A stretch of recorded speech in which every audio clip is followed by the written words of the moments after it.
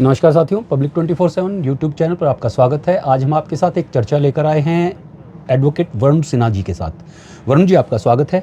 नमस्कार। वरुण जी, जो अजीत डोभाल जी ने युवाओं को संबोधित करते हुए एक विषय भारत से संबंधित, इस राष्ट्र से संबंधित और इस राष्ट्र की चर्चा को लेकर उठाया, आपको क्या लगता है कि उन्होंने जो युवाओं को संबोधित करते हुए कहा वो किस दिशा में जा रहा है और कुछ लोग उसका विरोध क्यों कर रहे हैं? नमस्कार। सर्वप्रथम आपके व्यूअर्स को मेरा नमस्कार। राकेश जी, आपने जो ये प्रश्न किया है कि पिछले सप्ताह युवाओं के संसद में भारत के जो एनएसए हैं, श्रीमान अजीत डोभाल जी ने युवाओं को संबोधित करते हुए राष्ट्र की गौरव गाथा, राष्ट्र के अतीत को याद दिलाया और उन्होंने यह भी याद दिलाया कि किस तरह से विदेशी आक्रांता हमारे राष्ट्र के संस्कृति को, हमारे राष्ट्र के धरोहरों को, हमारे राष्ट्र के धर्म स्थलों को, खासकर मंदिरों को किस तरह से नुकसान पहुंचाया, क्षति पहुंचाए और हमारे राष्ट्रीय गौरव को किस तरह से कुचलने का काम किया।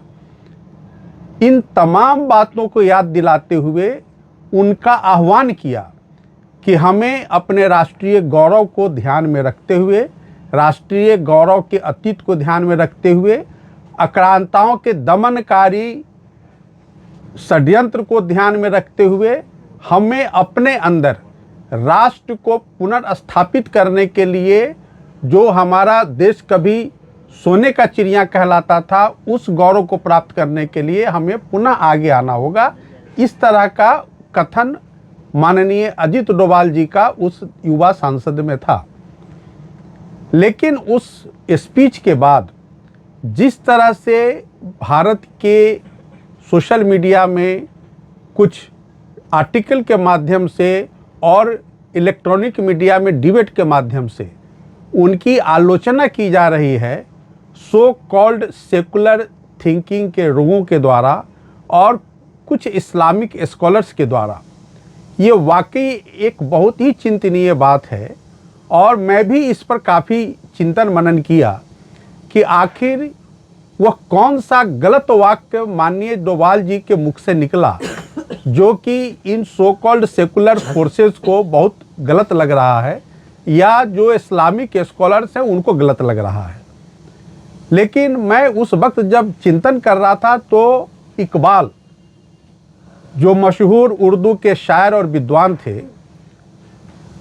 क्या किसी इस्लामिक स्कॉलर ने या किसी सेकुलर स्कॉलर ने यह जानने की कोशिश की कि भारत का जो विभाजन 15 अगस्त 1947 का हुआ, उसका बीजारोपण किसने किया था? उसका बीजारोपण करने वाला कोई अगर एकमात्र व्यक्ति इस भारत का है तो वो इकबाल साहब थे, जो शिवालय जैसे काव्य ग्रंथ की रचना करते करते अचानक उन्होंने यह लिख दिया कि फिक्र कर नादां मुसीबत आने वाली है, तेरे बर्बादियों के मशवीरे हैं आसमानों में। जिस दिन इकबाल साहब ने इन वाक्यों का रचना करके पब्लिक डोमेन में फेंका, उसी दिन भारत के विभाजन की रेखा उन्होंने खींच दी। और वहीं से यह बात सन 1934 की है और तब से भारत में जो ब्रिटिश हुकूमत थी, इकबाल साहब के इन वाक्यों को लेकर के जो मुस्लिम लीग की स्थापना हुई थी, मुस्लिम लीग के नेताओं के सामने परोस करके भारत के विभाजन की तैयारी शुरू हो गई। तो क्या उन सेकुलर फोर्सेस को और उन इस्लामिक स्कॉलर्स को यह बात क्या पछता है कि जिस वक्त इकबाल साहब ने फिक्र कर नादां मुसीबत आने वाली है जैसे कविता की रचना करके, शायर की रचना करके देश को विभाजन की तरफ बांटा, किसी ने उनकी आलोचना तो नहीं की। लेकिन अगर आज अजीत डोभाल साहब युवा संसद को युवाओं का आह्वान करते हुए कहते हैं कि हमें अखंड भारत के लिए, अपने राष्ट्रीय गौरव को वापस पाने के लिए, हमें राष्ट्रीय एकता के लिए आगे आना होगा, तो इसमें कौन सी गलत बात उन्होंने कह दी? क्या ये कहना कि इसको प्रतिशोध समझिए तो उन्होंने आगे क्लैरिफाई किया गया कि प्रतिशोध कहने का मतलब है अपने आप में शक्ति लाइए। उनके एक एक शब्द बहुत ही तौला हुआ शब्द है और उन्होंने क्लैरिफाई किया है। वो जानते थे कि ऐसे जो सो कॉल्ड सेकुलर फोर्सेज हैं और जो इस्लामिक कट्टरपंथी लोग हैं वो इसकी गलत व्याख्या करेंगे, इसीलिए उन्होंने प्रतिशोध शब्द को क्लैरिफाई करते हुए कहा कि इसका मतलब कि इसके माध्यम से आपके अंदर शक्ति का जागरण होगा, और जब शक्ति का जागरण होगा अंदर, तभी राष्ट्र का पुनर्निर्माण या पुनरुत्थान हो सकता है। ऐसा उनका कहने का आशय था। लेकिन उसका किस तरह से तिल का तार और राई का पहाड़ बनाने की चेष्टा ये जो सो कॉल्ड स्कॉलर, जो सेकुलर फोर्सेज हैं और जो सेकुलरिज्म में, तथाकथित सेकुलरिज्म में विश्वास रखने वाले पॉलिटिकल दल हैं, वो चाहते हैं कि किसी भी तरह से अजीत डोभाल साहब की लोकप्रियता में वो कमी लाएं। उनकी लोकप्रियता को कम करने के लिए इस तरह का बयान दिया जा रहा है। लेकिन मैं धन्यवाद और साधुवाद दोनों देता हूं अजीत डोभाल साहब को, जिन्होंने अपने विचार से, अपने वक्तव्य से युवाओं को आंदोलित करने का काम किया है। और इतिहास गवाह है कि जब आंदोलन देश के निर्माण के लिए किया जाता है, जब आंदोलन सांस्कृतिक गौरव को बढ़ाने के लिए किया जाता है, उसके लिए ओज युवाओं के अंदर पैदा करना अति आवश्यक है। इसीलिए आप याद करेंगे कि छत्रसाल को क्यों याद किया जाता है। छत्रसाल जो कवि थे उनको इसलिए याद किया जाता है कि वो सेना में अपने कविता के माध्यम से उत्साह भर देते थे और वो इतने उत्साहित सैनिक होते थे कि अपने शत्रुओं पर टूट पड़ते थे और वो विजय श्री को प्राप्त करते थे। इसीलिए छत्रसाल को इतिहास आज याद करता है।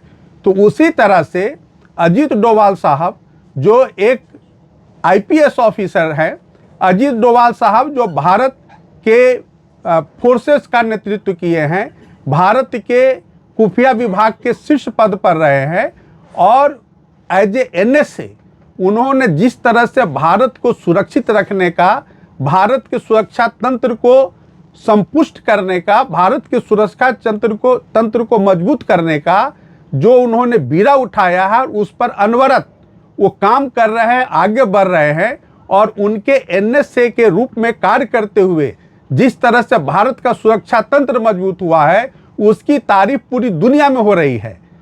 ये जो उपलब्धियां हैं अजीत डोभाल साहब की एज ए एनएसए, ये इन विपक्षी लोगों को या सो कॉल्ड सेकुलर फोर्सेस को या जो दूसरे आक्रांताओं के समर्थक लोग हैं उनको ये हजम नहीं हो रहा है।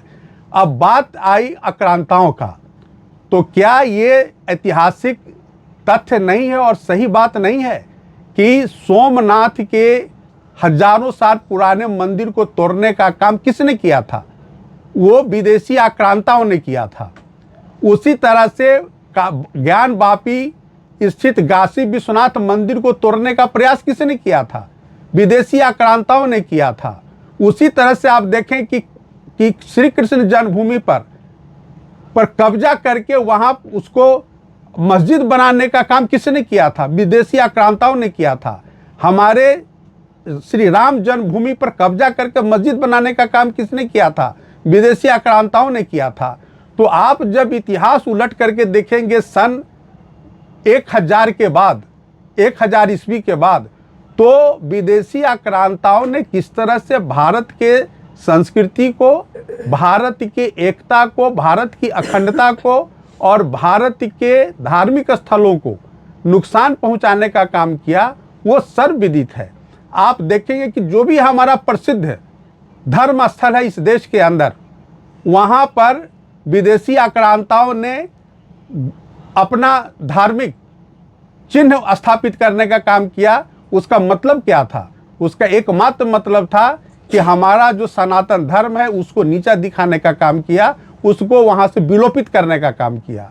तो अगर आज अजीत डोभाल साहब अपने भाषण के माध्यम से युवाओं के मन को झकझोरने की कोशिश कर रहे हैं, तो इसका तो बल्कि इसको एप्रिशिएट करना चाहिए इन स्कॉलर्स के द्वारा कि आज वह व्यक्ति घूम घूम करके पूरे राष्ट्र में सांस्कृतिक गौरव को पुनर्स्थापित करने के लिए, अपने देश के इतिहास को जानने के लिए, समझने के लिए वो युवाओं को प्रेरित कर रहे हैं, तो ये तो बहुत अच्छी बात है। इसकी जितनी प्रशंसा की जाए वो कम है। आज जो हम ताजमहल का इतिहास पढ़ते हैं, आज तक किसी ने बताया कि ताजमहल शाहजहां ने नहीं बनवाया था। ताजमहल राजा मान सिंह का पैलेस था और उसको रेनोवेट करके मिनरेट्स वगैरह लगा करके आज जो स्वरूप दिया गया है, वो उतना ही स्वरूप देने का काम सिर्फ शाहजहां ने किया था। लेकिन आज क्या इतिहास में इस बात को पढ़ाया जा रहा है कि ताजमहल राजा मान सिंह का पैलेस था और उसके एवज में शाहजहां ने राजा मान सिंह के परिवार को अलग से जमीन दे करके या उनको धन संपत्ति दे करके कॉम्पनसेट किया था? इतिहास इस बात को नहीं पढ़ा रहा है। लेकिन शाहजहां के जो इतिहासकार थे, उन्होंने ताजमहल के जो राजा मान सिंह से लिया गया था, शाहजहां के इतिहासकारों ने इस बात का वर्णन किया है। लेकिन हमारे देश के जो सेकुलर इतिहासकार हैं, उन्होंने इस बात की चर्चा कभी की? लेकिन आप जब शाहजहां का जो पातशाहनामा है किताब, जो 8 वॉल्यूम में है, पर्शियन लैंग्वेज में, जिसका ट्रांसलेशन 1973 में कैम्ब्रिज यूनिवर्सिटी में हुआ, उसमें आगरा का जो ताजमहल है वो ओरिजिनल बिल्डिंग किसका था उसकी चर्चा उसमें है। लेकिन उस ओरिजिनल इतिहास को आज तक हमारे इतिहासकारों ने पढ़ाने का काम नहीं किया। तो ये अगर अजीत डोभाल साहब कहते हैं कि ताजमहल का ओरिजिनल इतिहास जानो, कि वो ओरिजिनल इतिहास क्या है, ओरिजिनल इतिहास यह है कि वह हमारे देश के राजा मान सिंह का बनाया हुआ पैलेस था। उसकी कलाकृति इतनी सुंदर थी, उसका जो पैलेस था इतना खूबसूरत था कि उसने शाहजहां जैसे विदेशी आक्रांता को आकर्षित किया और राजा जय सिंह जो राजा मान सिंह के ग्रैंडसन थे, उनसे निवेदन करके लेने का काम किया। तो इस तरह का इतिहास आज तक नहीं पढ़ाया जा रहा है। तो अजीत डोभाल साहब ने क्या कहा कि तुम अपने देश के सही इतिहास को जानो, जो नकली इतिहास पढ़ाया गया है उसको छोड़ो और असली इतिहास को पढ़ो और उसको समझो। मैं राकेश जी दूसरी बात कहना चाहता हूं कि क्या जब से देश में विदेशी हुकूमत आया तो हमें कभी भी अपने जो हमारे मनीषी थे, ऋषि थे, महापुरुष थे, उनके बारे में नहीं बताया गया। हम अपने देश के जो प्रसिद्ध इतिहासकार थे उनके बारे में कभी किसी ने जाना है? अजमेर के विकास में किस तरह से पृथ्वीराज चौहान का वंशज का योगदान रहा है, वो इतिहास हमें पढ़ाया गया।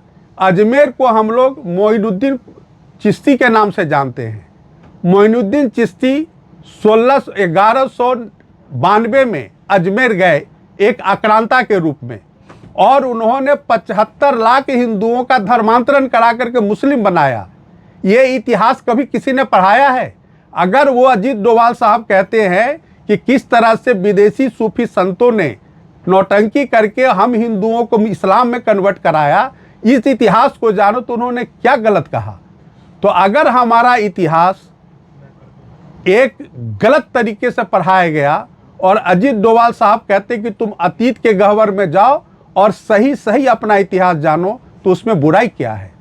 लेकिन दुख की बात है कि इस देश में, इस देश के संस्कृति का खिलाफत करने वाले सेकुलरिज्म के नाम पर ऐसे भी हमारे बीच के लोग हैं जो इस देश के सही इतिहास को लोगों के समक्ष आने नहीं देना चाहते हैं। वो ये कहना चाहते हैं कि इस देश का अपना खुद का कोई इतिहास नहीं था।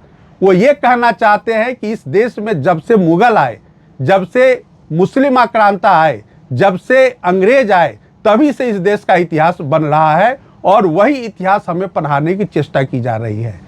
तो इसी द्वंद्व में आज का युवा झूल रहा है और अजीत डोभाल साहब कहते हैं कि नहीं, आप विदेशी आक्रांताओं के पहले का इतिहास देखो कि हमारा इतिहास कितना गौरवशाली था, हमारी परंपरा कितनी गौरवशाली थी, हमारा साइंस टेक्नोलॉजी कितना गौरवशाली था, हमारा जो कला था वो कितना उन्नत था। इन तमाम बातों को जानो तो उसमें बुराई क्या है? क्या अगर हम सन 1000 से पहले का इतिहास पढ़ना चाहें, हम अगर वैदिक कालीन इतिहास को पढ़ना चाहें, अगर हम उपनिषद कालीन इतिहास को पढ़ना चाहें, हम त्रेता युग द्वापर के इतिहास को जानना चाहें, उस वक्त के मनीषियों के बारे में जानना चाहें, और कलयुग का जब से प्रारंभ हुआ उस काल के योद्धाओं के बारे में, उस काल के महान लोगों के बारे में जानना चाहें, उस काल के अच्छे पुस्तकों के बारे में जानना चाहें, उस काल के संस्कृति के बारे में जानना चाहें, तो उसमें बुराई क्या है?